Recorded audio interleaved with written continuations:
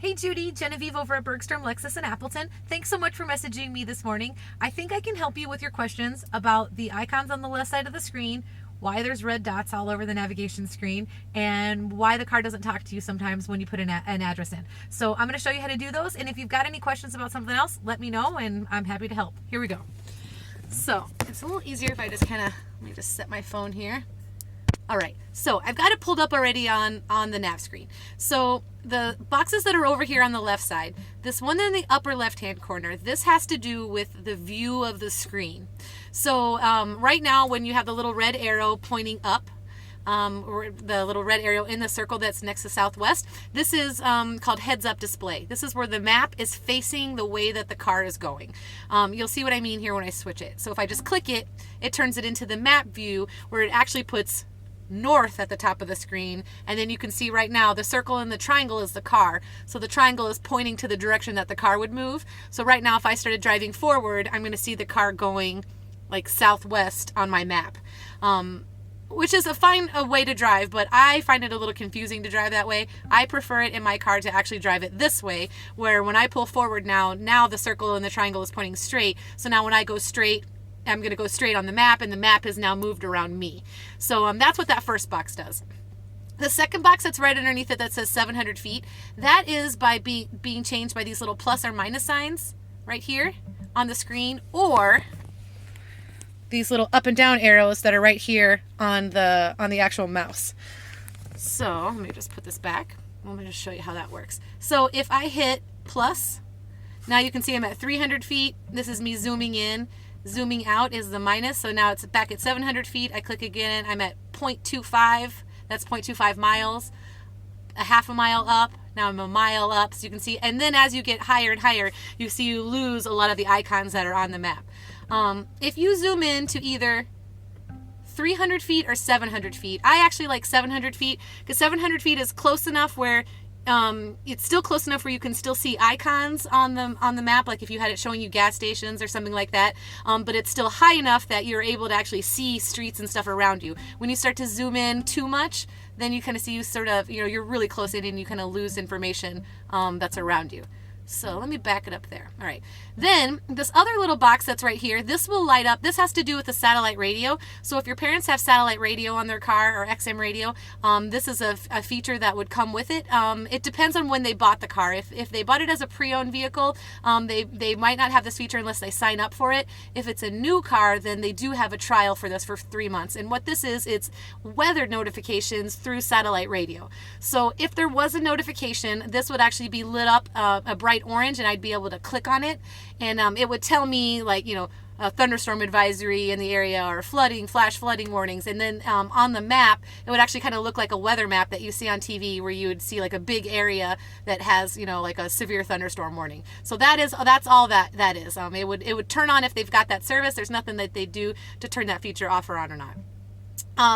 This button right here is the button that's when you said the one time that there was like a compass on the middle of the screen with nothing around it. That is probably what you guys probably changed that coming here into map mode. And what map mode is it just gives you a different way to lay out the screen. So right now, if you click on that, you can click on map only, and it will actually take you back to a screen that would look like this. So if you click map mode, there's other things too, where like if they like to drive around and you want to keep the nav on one side and your radio on the other side. So let me just turn the radio on too. So, right now I'm on. Let me get you to like AM or FM. So I hit the radio screen just now, but now I could have my navigation on one side and then my radio stuff on the other side. Or fuel consumption, if you wanted to see the map on one side and then like how much fuel the fuel efficiency of the car in 5-minute intervals, you can see that as well. And then this is probably something like the one that they've got on the map on the car right now, I'm guessing. And so there's just all these kinds of different modes, and it's really all these just different screens that you could keep the car on. If you wanted a compass, if you want the dual map, when the car is actually taking you somewhere, it won't let me click on them now, but those two that are on the right side right here that aren't lit up, those are options that when the car's taking you somewhere, you can light those up, and it will show you the map on one side and then turn by turn on the other, or your freeway entrance and exit lists on the other side of it too.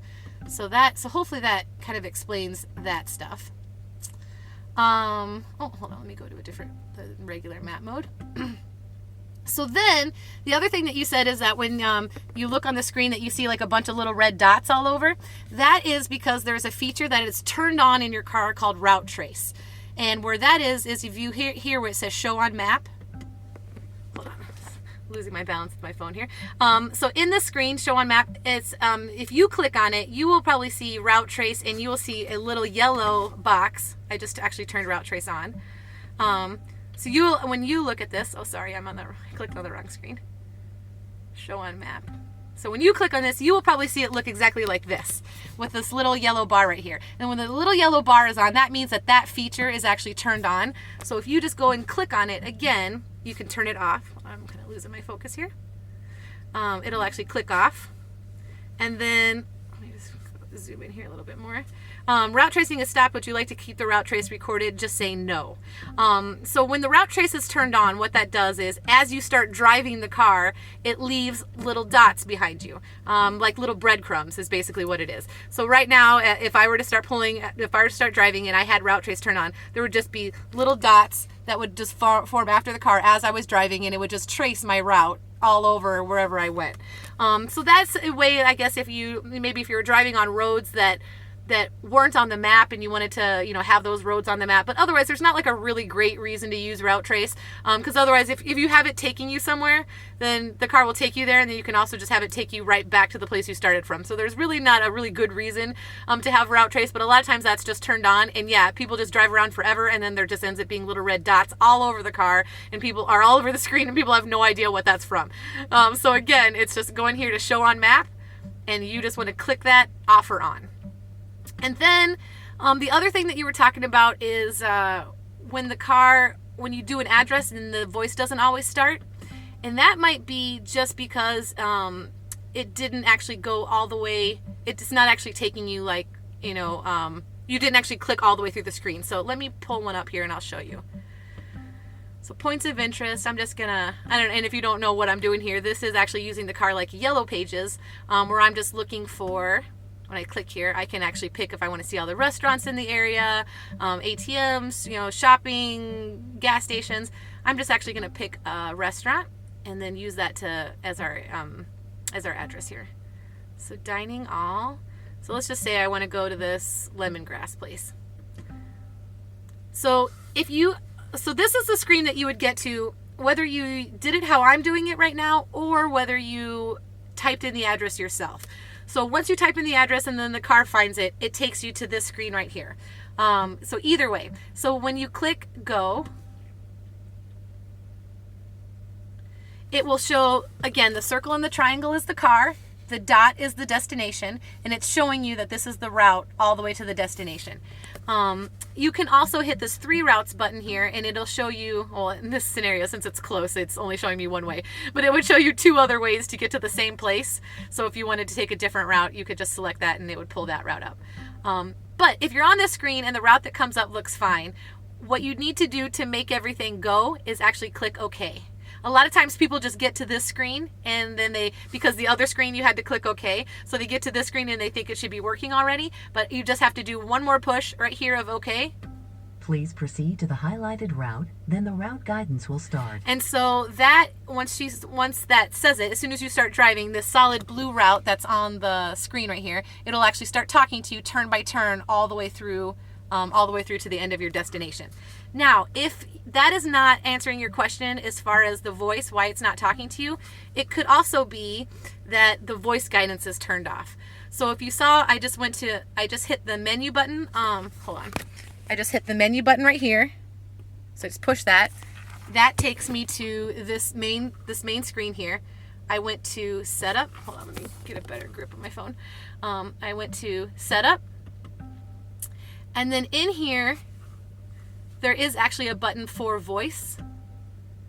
And this is where maybe there might be something in here where your voice guidance was accidentally turned off. So you just want to make sure that this stuff is on. And then these buttons up here is the volume. Guidance will be at this fault. Guidance will be at this fault. Guidance will be at this and then when volume. you select something, then you just want to make sure you go down to the bottom and click save. And it will save that as your volume. So yeah, so that's kind of the questions that you asked, that's kind of the answers to them in a nutshell. I realize I made like a 10-minute video and I hope it wasn't too long. But if you've got any other questions, please let me know. And I'm going to send you another video that I have for the navigation system that is a little bit better focused than the one that you saw. I actually have 2 of them that are like almost identical. So I'm going to send you that one too. But if you need anything else, Judy, please let me know. And please let your parents know congratulations on their car. Take care.